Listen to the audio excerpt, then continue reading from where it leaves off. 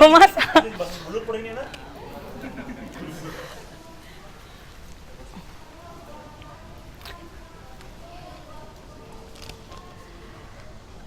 Mr. and Madam Speaker, we think it is immoral for someone to feel settled whenever flood comes. They have to rearrange their cardboard house. When they're running out of food, they have to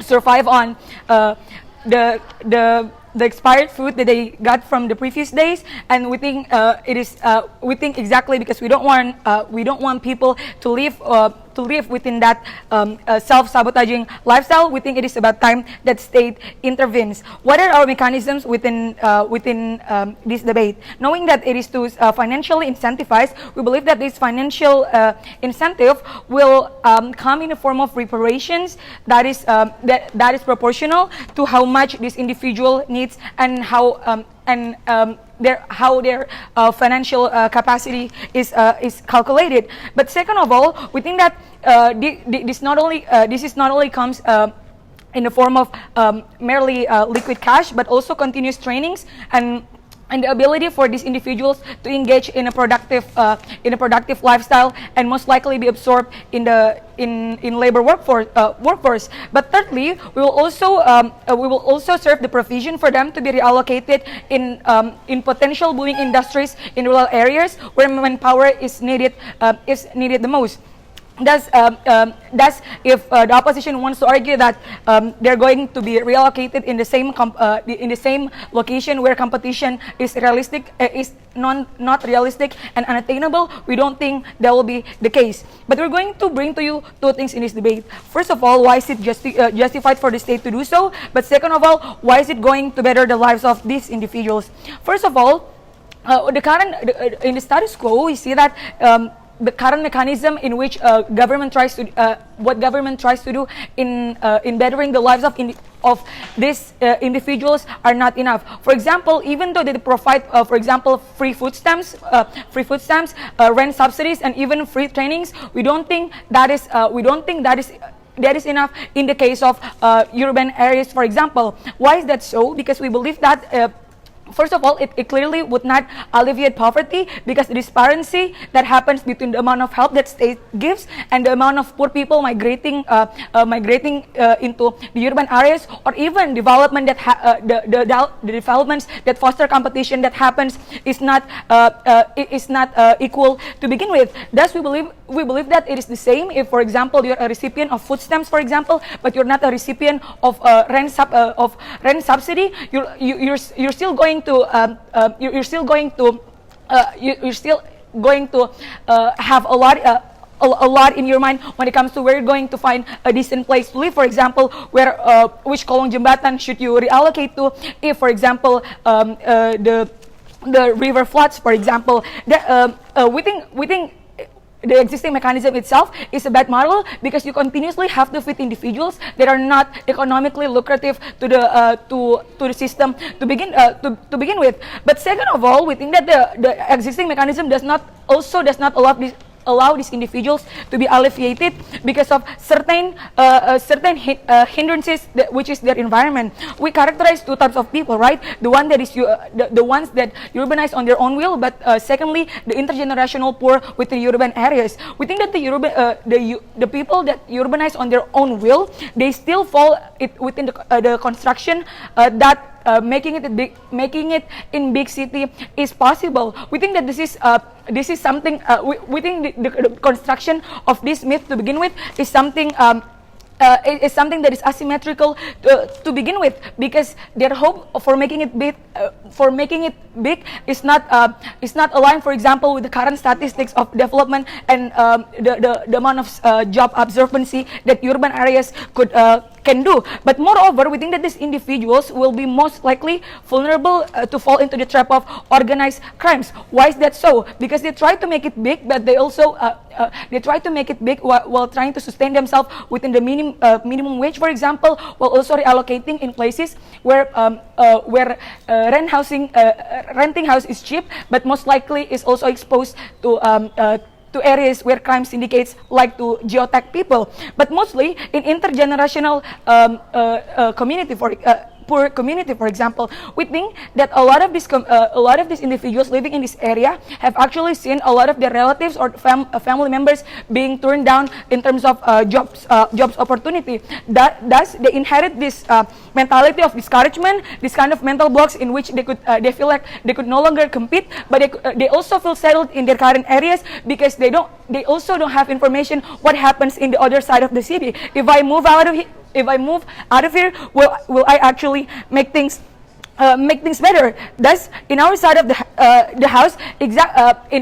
house, what we're going to do exactly that we're going to allow this individual, for example, to register themselves, and we're going to allow we're going to give this accessibility that they once don't have. This is exactly why we think that it is important for us to intervene and to reallocate them to areas where competition is realistic and attainable, because it is clearly proven, like in the context of intergenerational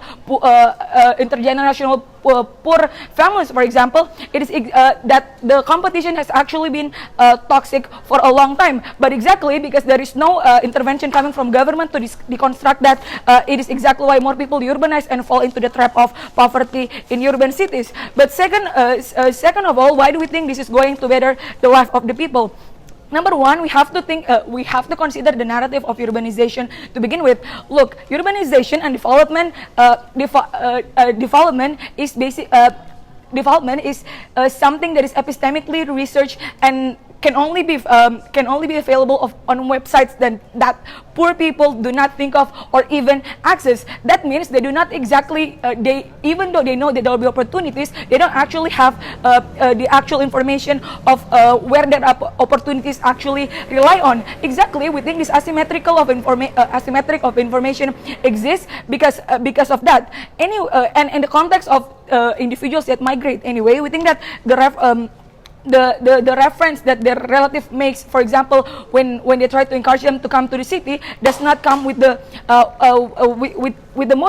memo that local governments, for example, in the big city, have mapped out like future projection for development, for example, that do not add up the statistics of how many people will migrate, for example, or even adding like people living below poverty into the equation. Thus, we think that is unrealistic and attainable.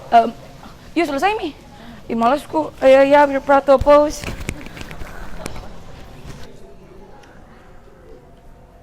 We think that if the problem in the government side of the house is about the quality of life of these kinds of beggars and the homeless, we don't think that they are succeed to explain that why moving them in the rural areas would be that effective, and so it's really urgent in the status quo, ladies and gentlemen. Because we think that if it's really important to understand why in so many years, for example, people tend to rely in the big cities. People always try to see that there are big opportunities when you are living in the cities, for example, either to live, getting proper food, having shelter, and etc. But also understand why beggars, homeless choose to live in the big cities means that they have their own hopes, they have their own consideration, and that is really important to the state to be considered, and it's really important to keep them and protect them at the end of the day. So our stance as the opposition side of the house, we want to keep them in the city and let them continue their life, because we think that in the city is much more easier to give them helps and fulfill at least their basic needs, and at least it's more approachable rather than in their side of the house, because the government or even the society wouldn't aware how struggle these kinds of poverty at the end of the day. And also, we guarantee for you that we in our side, we are having a sustainable quality of life to these kinds of poverty at the end of the day, ladies and gentlemen. So we would like to send the help for the beggars and the homeless, such as giving them the job counseling, healthcare, shelter that could be only implemented easier and exclusive in our side of the house, which is inside of the city. Means that the government needs to prove why it's going to be effective happen in their side of the house, when it's going to be sustained, on how it's going to be sustainable if you send them and moving them to the rural areas at the end of the day. And my second speaker would extend more how the importance of the proximity between the government and the society, and also these kinds of beggars at the end of the day. Several response to the government side of the house. First thing, their point of justification, because they say that there is an asymmetrical information between these kinds of poverty and these kinds of beggars and the government at the end of the day, because the government tried to promise anything by having on how these kinds of beggars were having a best quality of life. First response, we say that we think it's not exclusive in their side of the house, ladies and gentlemen, because understand, moving them into the rural areas, it's also uncertain things, means that you couldn't predict that what will happen in the future. For example, you couldn't predict how sustainable the life of these kinds of beggars when they are living in the rural areas. That is why we say that the point of asymmetrical would also still happen in their side of the house. But secondly, we can actually solve these kinds of asymmetrical problem in our side of the house, because we say that how we spread the information by using the media, it's only going to be exclusive in our side. How the people would educate these kinds of people, which much more better, because understand the human resource that exists inside of the city is much more better rather than in rural areas, ladies and gentlemen. That is why we say that the point of asymmetrical information would be going to be solved either way in our side. But secondly, they're trying to explain about how the criminal tendency happened between these kinds of beggars. Ladies and gentlemen, first response, we say that it's unfair for the government side of the house to generalize that the beggars are the criminal people. Understand, being criminal is not that easy, ladies and gentlemen. It means that you have to train your skills on how you steal the things, ladies and gentlemen. You also need a community, at least to empower your capacity on begging, for example. That is why we say that it's not going to be exclusive in their side of the house, and it's unfair to claim that these kinds of people are criminal. So jump into my arguments. Yes, please. The needs of these people are not rocket science. They only need basic necessities, in which rural areas also can provide these some things. Rural areas doesn't mean zero money, ladies and gentlemen. I will explain to you the characterization on how these kinds of rural areas are not ready yet to accept these kinds of people, especially when you understand that these kinds of people are uneducated at the end of the day. That is why we say that the purchasing power that also still low in the rural areas will not be effective in their side of the house, and we say that it's not going to create a better solution, ladies and gentlemen. So first argument is talk about why in principle it's unjustified for the beggars and the homeless to leave their own city. First, I think that we have to explain the background of these kinds of beggars, that we don't think that the government succeed to explain these kinds of things. Understand, the most of the beggars or the homeless are the people who has been living in the city for many years. For example, most of them are the origin people of the city that being disenfranchised by the system, or they are being a poor family since they are living in the city. That it shows to you why, as the government, it's really fundamentally important to take care to these kinds of people, ladies and gentlemen. It's really important to give them help and provide facility inside of their own city, because we know that it's also the part on how you exercise your right as the citizens, ladies and gentlemen. We also understand that the existence of the attachment of the society is really important, because they wouldn't be easier going to move from their own city, ladies and gentlemen, because the past memory, their families are going to be exist inside of the city. That's why we say that it's unfair for the government to accept this proposal. But secondly, let's talk about the interest of these kinds of beggars or the homeless, right? What if they are not people who live in the city? They are people who accept the idea of urbanization. We say that it's okay, ladies and gentlemen, because understand the idea of urbanization exists because people see the opportunity is much more wide in the city. That is why we say that the interest of individual living in the city is really important to be considered as the government. That's why opportunity must be allowed to every individual, as the government is really important to recognize all the spectrum of these kinds of beggars at the end of the day. Because in comparative, in their side of the house, it's even worse in their kinds of policy, ladies and gentlemen, because they would send these kinds of people into rural areas. That first, we said that the main goals or the problem that would happen in their side of the house will keep continue. continue happen, ladies and gentlemen. Example like criminal that they try to propose would even still happen in the side of the house. But secondly, it's going to be the short-term solution. How the money wouldn't be sustainable, improve the quality of life of these kinds of beggars, ladies and gentlemen. Solve the poverty is not about how to moving them, but it's about how to fix the system inside of the state. And we think that is much more important in our side. But also, thirdly, let's talk about the characteristic about these kinds of, about the situation that happen in rural areas.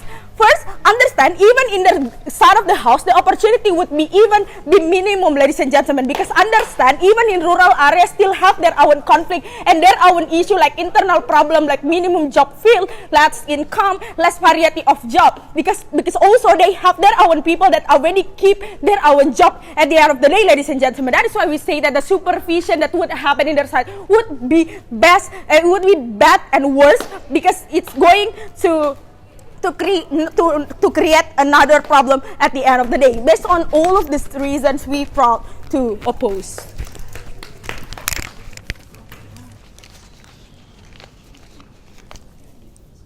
I think that the problem is not only about giving people services, but also the problem is about giving people, about those people having the equal chance to access those services. And the problem is also about having those people to actually have the chance to fulfill their basic needs. So I think that I'm going to bring one main extension, and it is about criminality. But before that, some responses.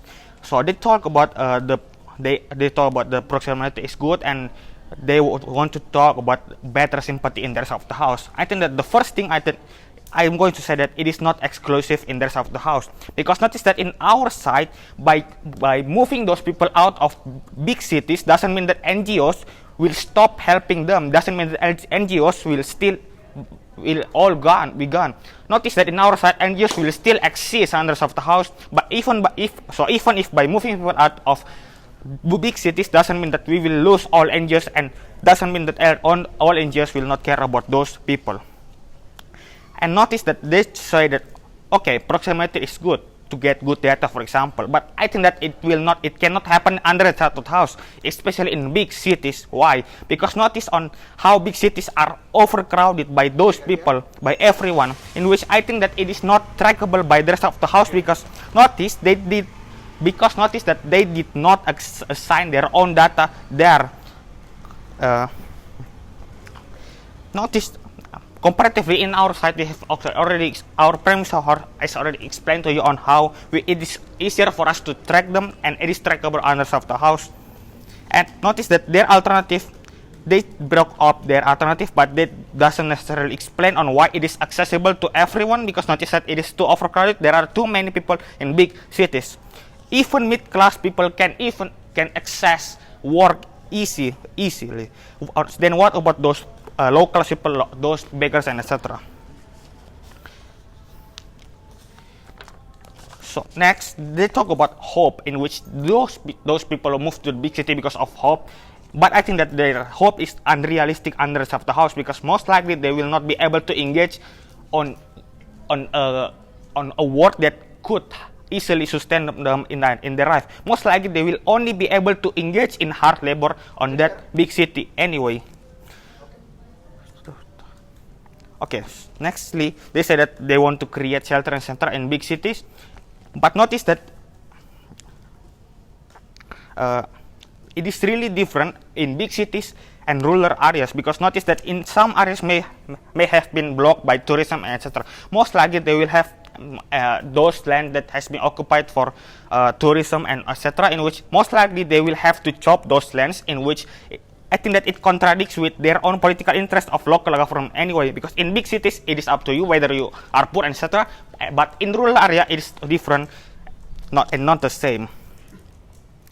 They say, and we say that it is not a zero-sum game, because notice that we take them to rural areas, most likely you are not going to subscribe in newspaper anyway. So I think that we are going to take them to rural area, in which they will be absorbed by, for example, booming company to actually give them hope and give them some money to actually survive in that rural area, in which I think that the result of this might be that they will be more sensitive to their own surroundings and etc. And which I think that it is really good in our sort of house. So moving on to my extension about criminality. So firstly, I'm going to talk about I'm going to divide this in two parts. First about the criminal gang, and second about the criminal that those homeless people create on their own. Firstly, on criminal gang, I think that those people who are homeless, beggars, and street urchins are most likely to be involved with criminal activities. Firstly, because they are desperate to do this. Notice on the reason that people are most likely to be homeless and beggars and are most likely due to the fact that they are desperate. That is to say, they are prone to be involved in criminal activities because they do not understand how criminal activities work and criminal gang etc. recruit them, and then criminal gang etc. recruit them and do not know any they do not know any other alternatives, and they cannot access those alternatives in big cities because it is too overcrowded.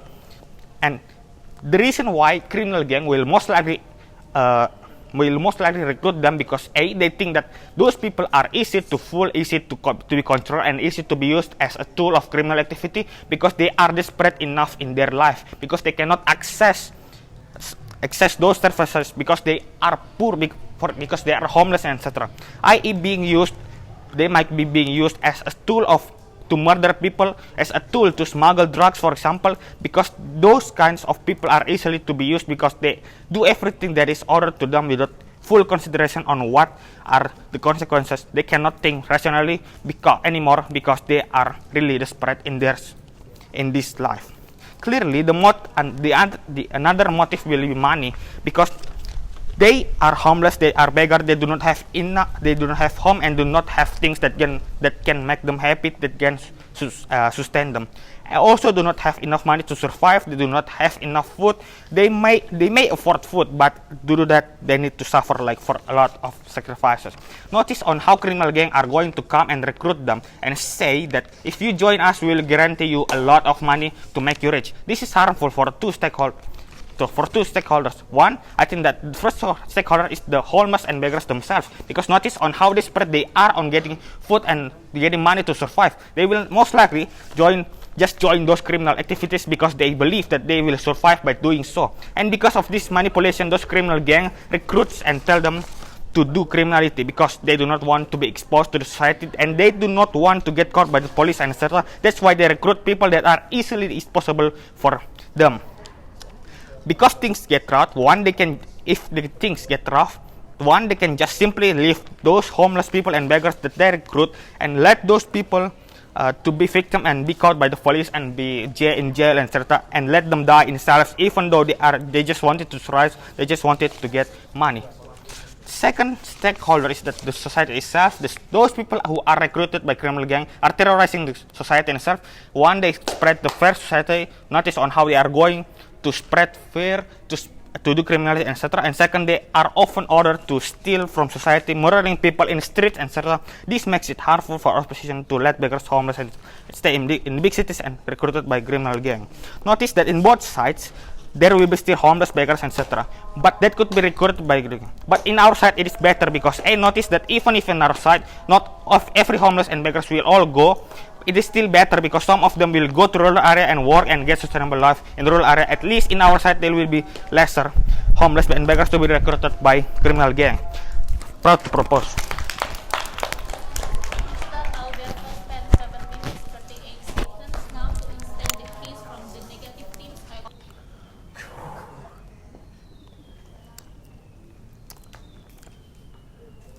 One of the biggest differences between opposition and the government team is that the government wants to take the burden of taking care of these beggars alone, while the opposition wants for the society to be aware of them and be contributive to the whole eradication of poverty. That is one of the biggest difference between them and the opposition. I will explain further in my argument. But first, some rebuttals towards the government. Government claims that they only need basic necessity. Government claims that rural area can provide that necessity. However, they didn't realize that in the big city we can also provide such thing. We can make a small housing just enough for a big for the family. Just give them basic needs every day. It's also applicable in our side. But moreover, in our side, it is already certain we can track them in our own housing rather than just sending them away from the city and you cannot track them anymore. So you can't really tell their needs in the rural area too, because why? The rural government is not really good. Their census of people are not really that effective. So even if they claim in the city is overcrowded, it also happens in the site in the form of not effective census. And they say those desperate people are easy to manipulate. It may be true.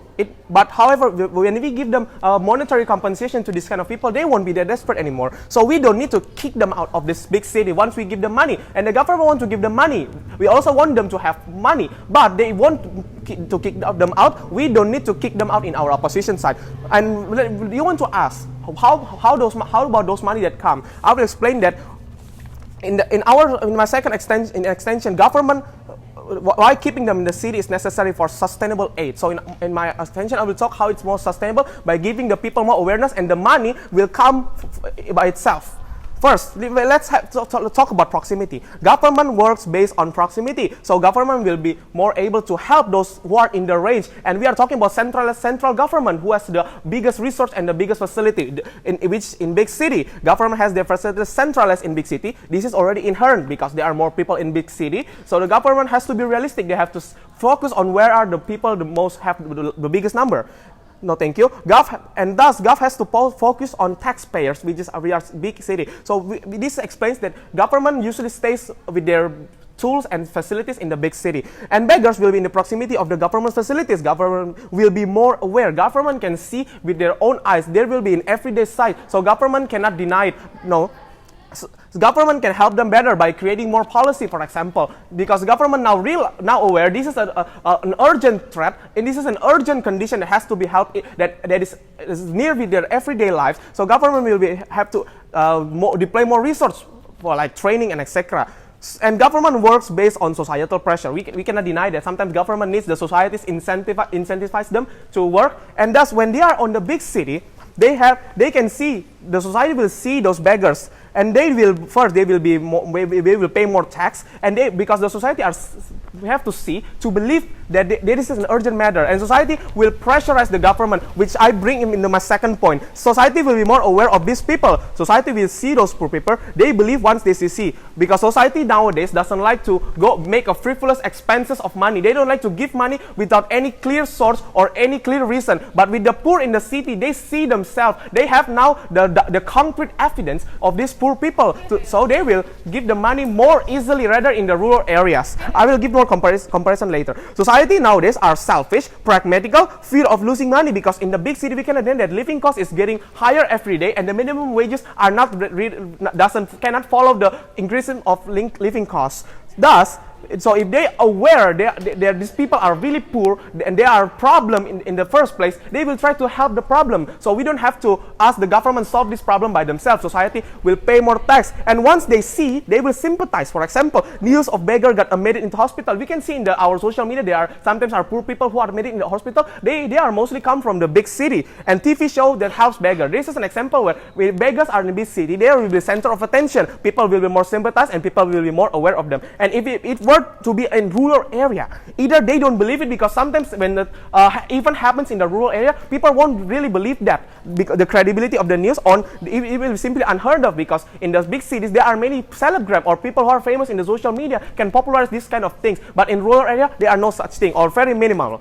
And once they sympathize, they will either pressure the government to act upon it, or NGO, the non-government organization, becomes more aware. They claim this is a direct response to the Deputy Prime Minister. They say that the NGO can help them even in the rural area, but the NGO can even help them better in the bigger cities. It is the center of our existence of human in the modern era, and thus the NGO can make more charity and solve the property better. And rich people will be more sympathized to the needs. Rich people are stingy sometimes, and they have to know the direct cost to give it for them to let their money go, and society will pay more tax. This will incentivize them to more pay tax, because they now realize, oh, there are many those people who still needs the government's help, and I will be more will get incentive to pay tax, so government can help this kind of people, because concrete evidence make me seeing is believing. This is what the principle they have, and thus thus also why they didn't help the people in the rural area in the first place, because central government, rich people, or some people in our society has this stigma. They don't need help. They don't know really well about rural people. Rural people are rarely exposed in the news media and etc. Most of society and the government thinks they are plebeians. They love their own culture. They should not be modernized. They are xenophobic. So why we should bother about helping them? This is what the stigma that exists within our society, in the especially in the big city. So they don't have the incentive to help those rural people. Or for example, those.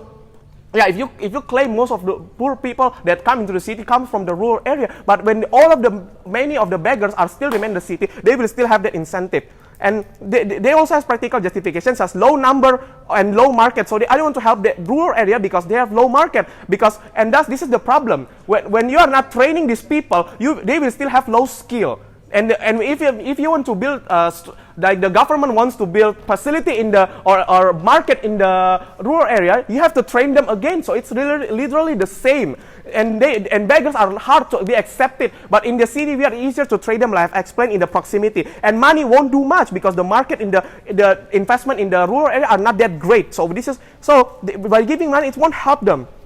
So thus, the conclusion is that based on proximity, Gov can do more effective work in helping them. Awareness will be more better in the society, and the society will contribute, not only the government. And stigmas will be broken, so no more such thought that they don't need help. And thus, its sustainability is achieved better in opposition. In comparison to the government side, let's see, the government thinks that the beggars need training and work. We admit so, but we don't need the hassle of kicking them out. Government justifies that by saying. Intergeneration, because they are believing in booming industry, but the government promised themselves booming industry in the rural area, which I have explained. Booming industry in rural area is basically almost impossible in the current status quo, and their promise is basically what they want against it. So we believe that actually we need to be more participative, and it's better to help them this way rather than the government want to kick them out and act all alone. Proud to oppose.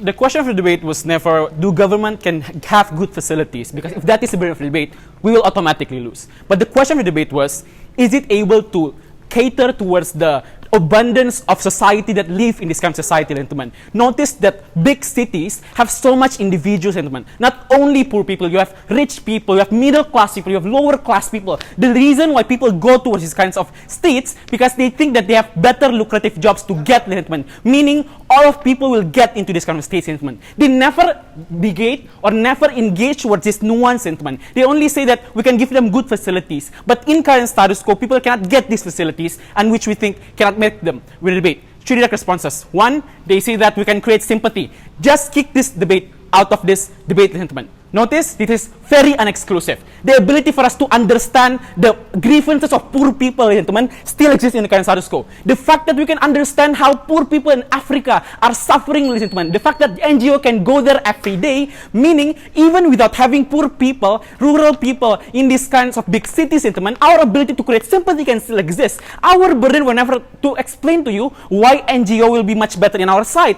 Our burden is only to prove to you that NGO will still exist, meaning Henokh also concede towards our argumentation when he said that NGO will still exist also in our side, gentlemen. But secondly, notice also the argument talking about proximity. I don't understand what he wants by proximity. Is it to gather data or is it to getting them better facilities? But first, to gather data. Notice in the current status quo, he dismissed all of Alberto's argumentation talking about data, gentlemen. Because notice that in the current status quo, what is the direct characterization of data in big cities? It is very abundant. Our ability to get accurate census is very hard, gentlemen. The fact that these kinds of individuals never report towards the civil registration officers, gentlemen. In the current status quo, they cannot get accurate data because people just go outside and go inside without having accurate ability to understand what is their problem in the current status quo. But the comparative is very clear in our side, gentlemen. At least in our side, even if we don't have these kinds of accurate census, at least our ability to able to approach it is much easier. Why? Because our mechanism is to distribute them to other states equally, gentlemen. So most likely, we're not going to just get them to one state. We're going to distribute them maybe to 10 states, gentlemen. So our ability to approach them is much going to be more personalized and much ability to get better, accurate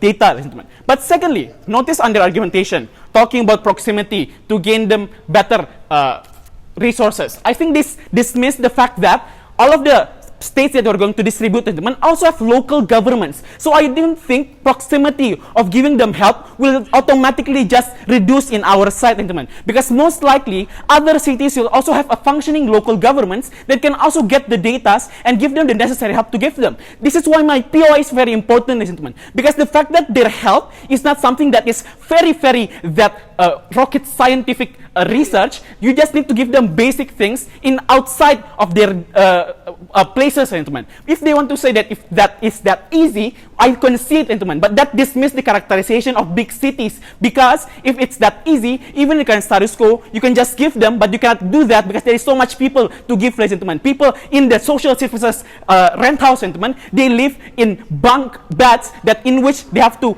sleep for 4 people in one bed, ladies and gentlemen. The fact that they can not have this livelihood that is existing in their side, gentlemen. But lastly, they say that in the current status quo, we can have asymmetry, it's uncertain in our side. I think this negation is lazy at best, because it also never proved to us why it's certain in their side, ladies and gentlemen. At least in our side, the certainty is, at least it's not that overcrowded. At least in our side, our ability to have much better senses, our ability to get much more accurate data can exist in our side, ladies and gentlemen. But 2 clashes in my speech. 1, justification.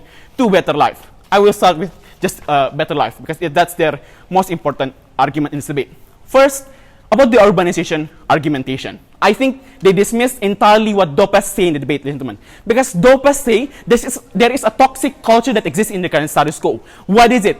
The fact that people promise you that you will get a better life in these kinds of big city settlement. They promise you the information that this is good, but it is not that good, ladies and gentlemen, because the information to understand that the environment is very bad, ladies and gentlemen, is very hard to understand. Why? Because notice how government are perceiving and trying to promoting their land, ladies and gentlemen. They say that we have good facilities, but they never give to you the information on what are the UMR, ladies and gentlemen, what are the living standards there. This is a very inaccessible data, because you have to access internet. You have to access websites in which these kinds of individuals can never access, because they have no money, ladies and gentlemen. These are not lower class people that have money. These are beggars. These are homeless people that have no ability to engage to even basic resources, ladies and gentlemen. I think their negation was only, well, it's good and it's controllable. But I think it's not enough to explain why by our doing our proposal, you can try to negate and balance this culture, because people will see that maybe going out is actually a viable option. But second, on survivability,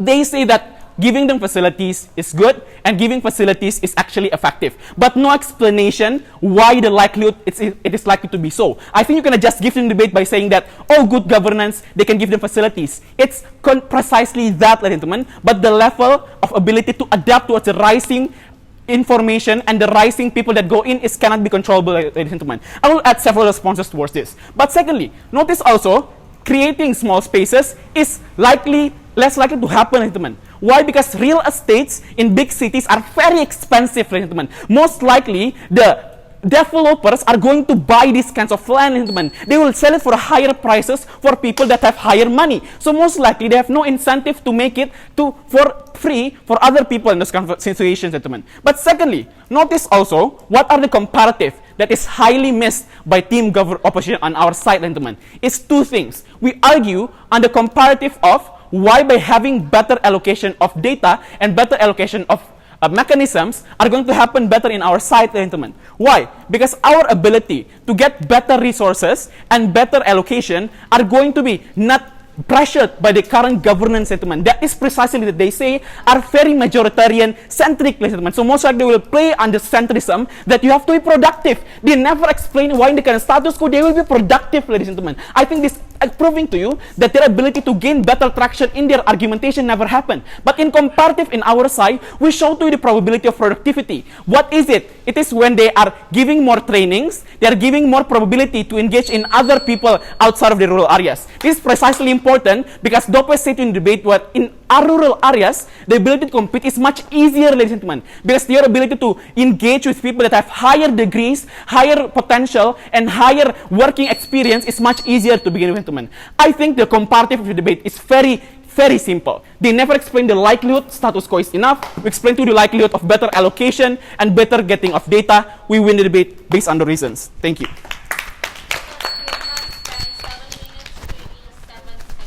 Now to defend this case from the negative teams, I call Mr. Batara. Time is let's clarify the debate before I move on to my clashes.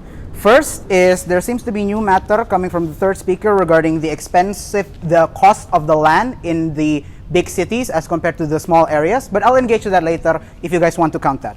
Okay, two clarification. Firstly, on the idea of data. They say that it is very abundant in these big cities and it is very easy in local government.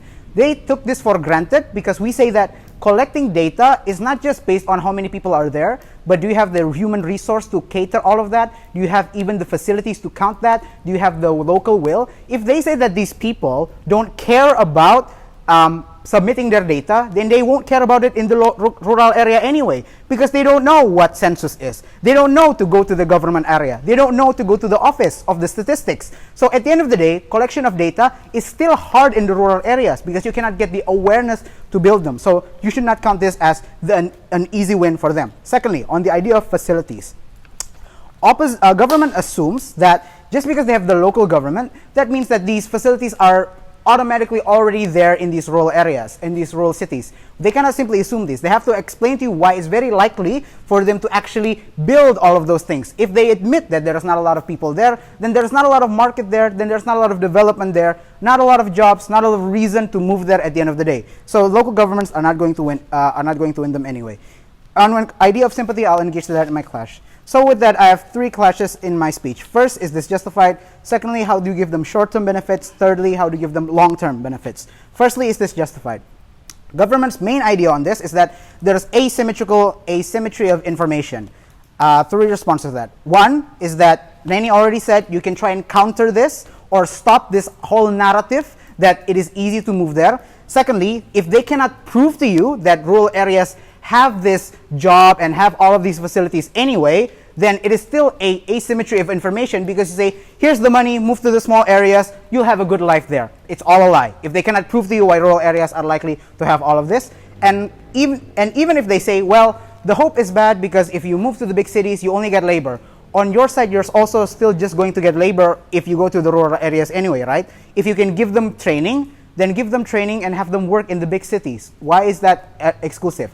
And if they admit that they only have low level of needs, then it is fine. It is easy for them to have labor anyway, so it's not that important. Hold on. Secondly, this whole idea of organized crime. Let's kick this out of debate. Three reasons. One, very evil for them to characterize beggars automatically as organized crime. Secondly, they don't have the capacity to do it. It's easy for them to rat out their boss. It's easy for them to be caught. It's easy for them to fail. So it's not likely that these syndicates are going to pick them up. Thirdly, if organized crime exists in that area, then it's better to just improve the law enforcement to stop that organized crime to begin with. Not exclusive why the main tool of them being homeless and stopping and moving them out is going to stop them. Because if the mafia boss is still there, crime is still there, why not just improve the law enforcement instead?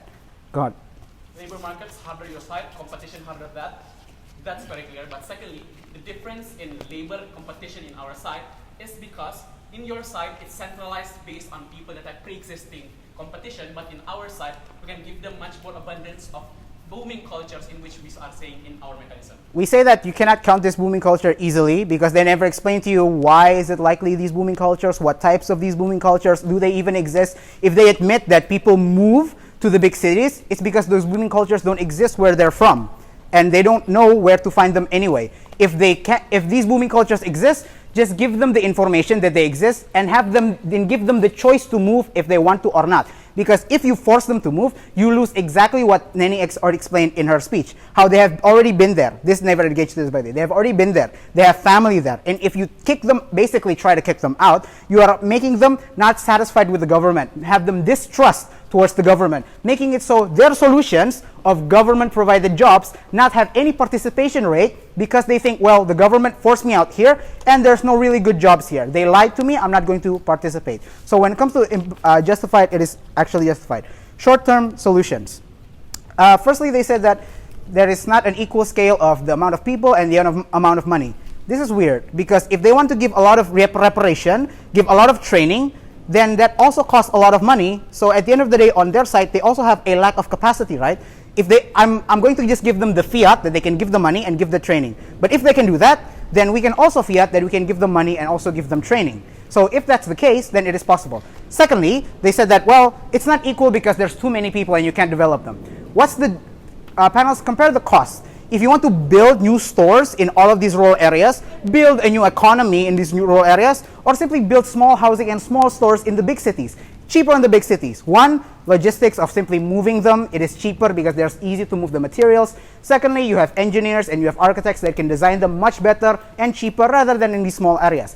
Lastly, even if they say, well, before they even say, well, they don't have a lot of high needs, then that makes it easier. We just give them really shitty jobs. We can just give them jobs as cleaning, as labor. That's fine. As long as we can give them, it is actually okay. And before 6. First, our mechanism clearly state existing industry that already exists. But secondly, the usage of allocation of budget will still use the same existing status quo investment. So it will not be a new investment. You cannot counter fiat by saying we'll increase our investment. We're not going to be increasing our investment. It's going to be the equal amount of investment. But the cost on their side is higher because you have to move all of the materials and find new people to make all of these jobs and to find more investors. On our side, it's easier because already near the city, the mobilization is cheaper. And even when they want to talk about, just moving on. The NGOs, okay, the NGOs, and it's actually important. Why? Moving on to the third clash regarding sympathy. This is important because we do fiat on both sides. We can give them help now. But how do we continue that? How do we gain more traction? Henokh explained to you in long details why these NGOs give a lot of sympathy. They gain a lot of sympathy. They gain money from donation, and people donate because they only have sympathy. And people in the status quo are selfish, so they need to see the problems. If they see in the rural areas, then it's out of sight, out of mind. They're not even aware how bad these people's lives are. And Henokh already explained that there's a stigma to not help them. So because they didn't engage with this, clearly the long-term sustainability is on our side. We can't just rely on only tax money. Lastly, on their idea of expensive land, we already explained to you that when it comes to cost, even if you have the same amount of money, it costs more on their side because you have to move them and then train them from the very beginning and start building from scratch. On our side, you simply make an addition to the housing. You simply make a new franchise of a store that's already there instead of making a new method of mobilizing all of these jobs. So for all those reasons, we are very proud to oppose. Aya spent 7 minutes 26 seconds. Now to summarize the debate. Don't credit the government side of the house to win this debate because their mechanism is actually come gradually from the first speaker, second speaker, and third speaker. When we say that it's unfair into this debate, they talk about how the development in the rural area is already exist, and also the existence of the local government is already exist, and how the industry is already exist into the rural areas. That we say that it's so late it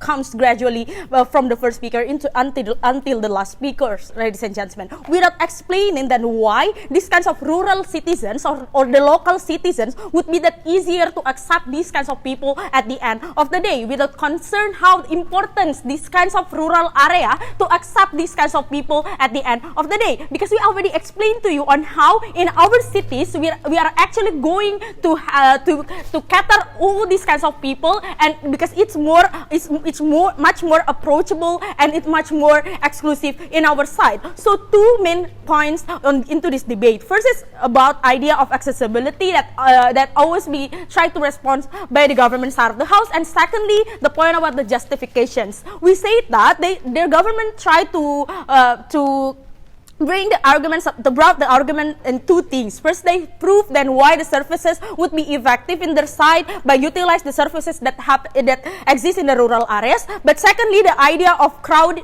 populations means that the access in the city would be limited. In the opposition side of the house, we already proved to you how the access is better in the city because the building, the investor, the contractor, and so on and so forth is already established inside of the city. And we say that it's much more easier to access this kinds of thing. But secondly, we are told to you about how the opportunity to access these kinds of facility is much more easier because also the supervisions of the current government would be easier to happen in our side of the house. So dear adjudicators, let me help you to adjudicate this thing. Let's adjudicate based on the exclusivity of these kinds of argument. Their main reason to win this debate because the rural is more accessible because less of population and so on and so far. But they never characterize on how the rural areas also have their own differences, ladies and gentlemen. That there are also the rural areas that also overpopulation, but also there are rural areas that also have their main issue about how to provide the job field, for example, to their own citizens. They forget all about those things, ladies and gentlemen. In comparative, in our side of the house, my previous speaker already explained how it's not exclusive in their side of the house, because in terms of availability of the facility and the quality of those kinds of facility is much more better, in our side of the house, ladies and gentlemen, because we want to centralize these kinds of thing at the end of the day. That is why we say that under their side of the house is really uncertain, and that's why we think we win on this point. But moreover, they never engage to our purpose in their worst scenario. Why if the beggars couldn't sustain in the rural areas? Because in our worst, at least the sympathy of society exists, because the awareness and the awareness about how disparate these kinds of people is only exclusive in our side of the house. Even though they say that the media exists to spread the information, we say that it's untrue, because we say that it's better in our side, because you see you see indirectly on how suffer these kinds of people. For example, you feel the emotional to these kinds of homeless and beggars in the street, for example. That is why in the point of accessibility is better in our side. But secondly, let's talk about the idea of justification. Their main argument, first, we're talking about they couldn't access anything or facilities inside of the city. That is why it's justified to moving them. But secondly, they are tend to involve in criminal action. We say that we already respond to you. It's unjustified because current access is better in the city. But also the existence of the attachment of these kinds of beggars to their own place is really important to be considered into the state even more. So we say that their main response is about how the big city is crowded and so on and so forth. My previous speaker already explained how the city's alternative is already exists right now. How BPJS and so on and so forth is already provide these kinds of beggars and homeless at the end of the day. That is why we say that under those kinds of reasons, we believe that opposition win the debate. Thank you.